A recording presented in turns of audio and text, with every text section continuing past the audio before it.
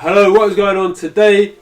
We are going to be talking about how to travel Cambodia, one of our favourite countries in Southeast Asia, and some of the best times there. Cambodia is filled with the most amazingly friendly people, and we loved it so much. We're going to get into it now. We're going to cover the route, money, the budget, what we're spending, accommodation, and transport, and also some tips. We're going to be reading it.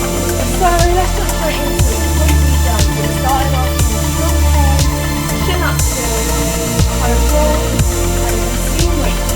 Now we're going to go into more detail into the destination. Phnom Penh, I think it's a place where you either love it or you'll hate it. For us, we loved it. It was a great introduction to Cambodia, and it was a city filled with chaos and excitement.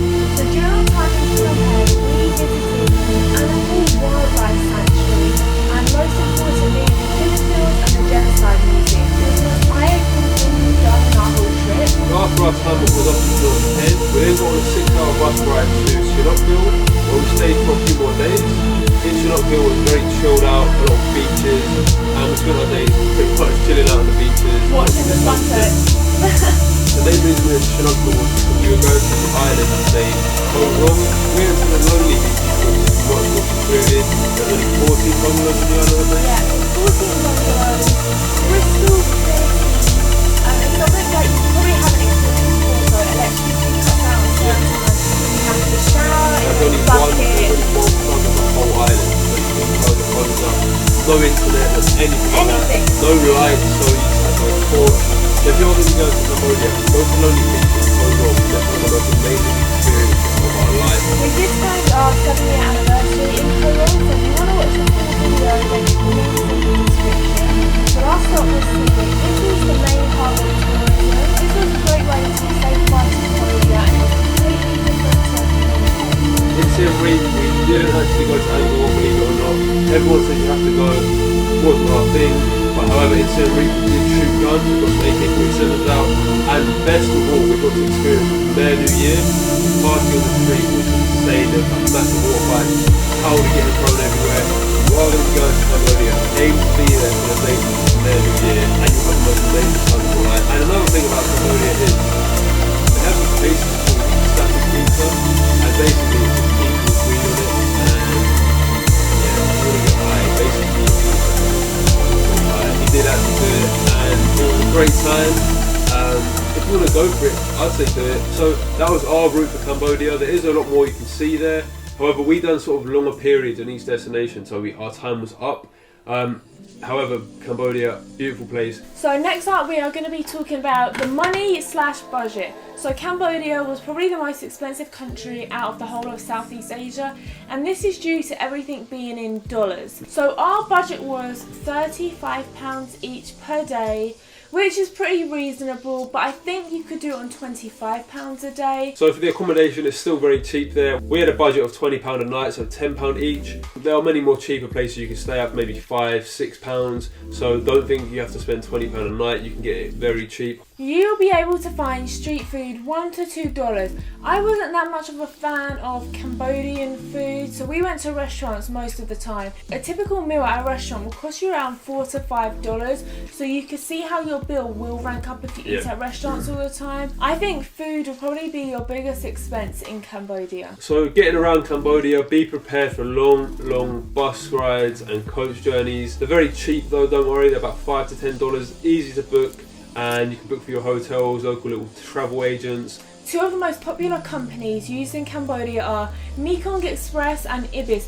Both are really comfortable rides. They've got aircon, they give you free water, pick you up from your hotel. And one tip I'm going to say for the coach journey, don't try and be smart like me and Mia and sit in the back of the coach because the engine gets hot, and after like 2-3 hours of the engine constantly on, you will literally roast with a 40-degree heat as well. You're going to melt at the back of the bus. So when you're getting around your local town in Cambodia, the most common use is tuk-tuks and mopeds. However, we didn't take them out.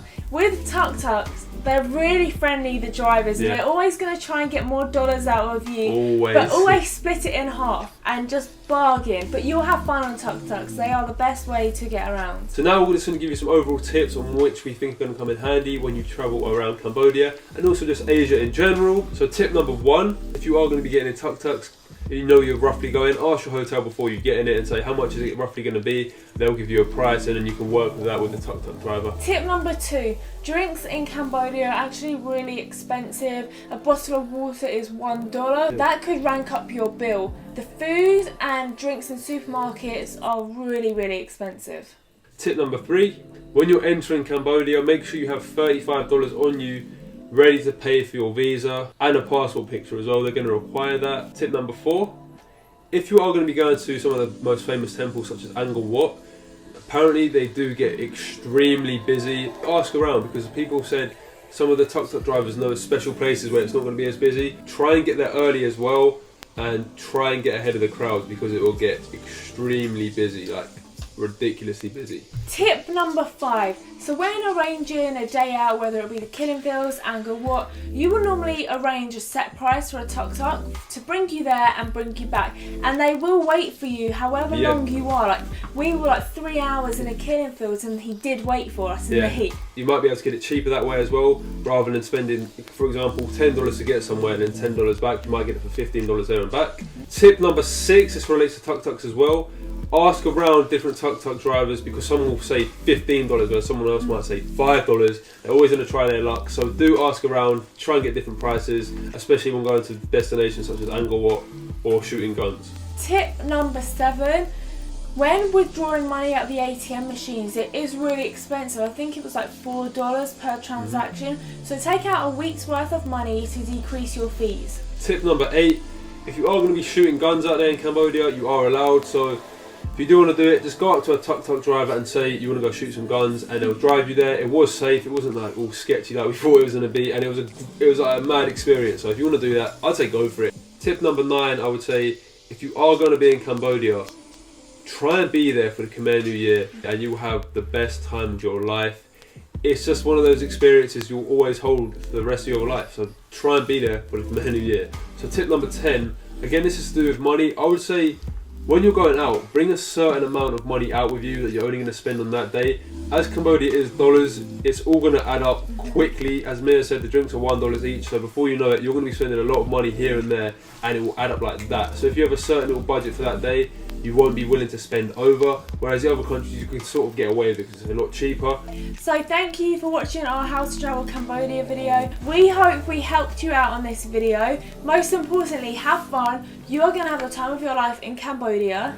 Also, if you're planning a trip around Southeast Asia, we have done a video on how to travel Southeast Asia, like an overview of the countries we went to. We went to Thailand, Vietnam, Cambodia, Philippines and Indonesia.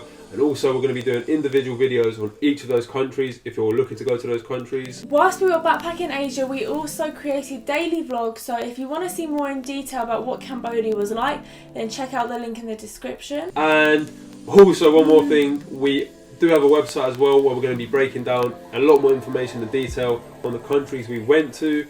And finally, if you have any questions or you want to know anything, please hit us up on social media, Twitter, Instagram, Snapchat or Facebook. It's all at me and my missus, or just comment below and we'll be willing to help you. Thank you for watching. Thank you for watching. We hope you have a sick time in Cambodia. You're going to love it. We're going to be jealous, so have a great time.